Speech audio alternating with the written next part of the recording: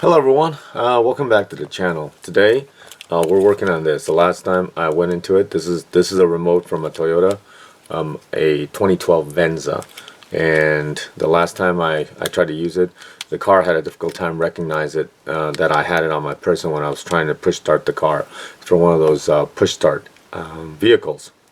So I figured maybe the battery was bad, so that's what we're going to try to do is replace the battery on it. This one does have a key. It does have a push to release the actual physical key. And there she is right there. Okay, so in case you need to open it up to move it or do something.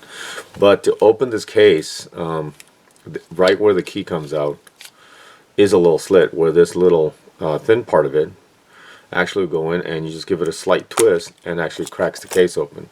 So very simple, one of the probably the simplest cases to ever access. And then when you pull it apart like so, okay, there's the rubber, and then there's the little part you gotta release, and underneath it, here's the battery. Now here's the funny thing, I already took this apart once before, but you can tell on it that it's a 1632 battery. Well, I mean, you saw when I did the other one, I thought it was going to be this 2025 battery, which I had some, or a 2032 battery, which is a common standard one. But this 1632 battery, well, I don't have any. So I had to wait for the part to arrive. I got these Panasonics off of Amazon.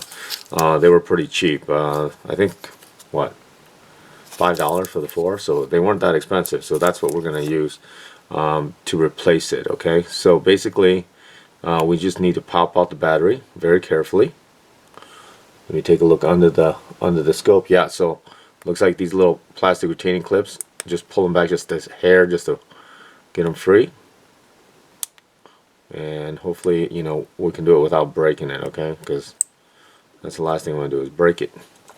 So I have a little plastic spudger tool, and let's see if we can do this, okay? So if I can just get it to go over there, and there we go, and there it is. And then I'm taking one of these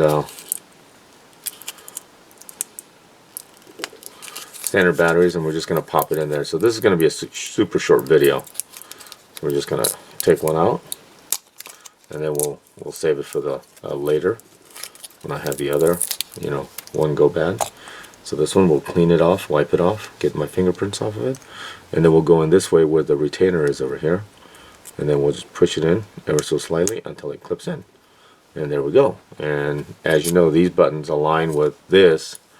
So make sure these buttons align, not like this, but you know, parallel. So this should go right there like that in the eventuality, and then of course this piece goes on top. Okay, so we're just going to make sure that everything goes back in the way it's supposed to. Oops, see? So this should only go in one way, okay, because it's, you know, it's rectangle, but it doesn't fit, so that's a good thing. It only goes in this way, okay, and then this piece should go together just like this, where the two tabs line up like that, and then just close it, okay, and then that should do it. And then what we can do is we can go test it in the car, push this started, and then that should be it. But I believe this is the original battery, so 10 years is not bad. So again, short video. Thank you for watching on the video. Thank you for subscribing, and have a wonderful day. Take care now.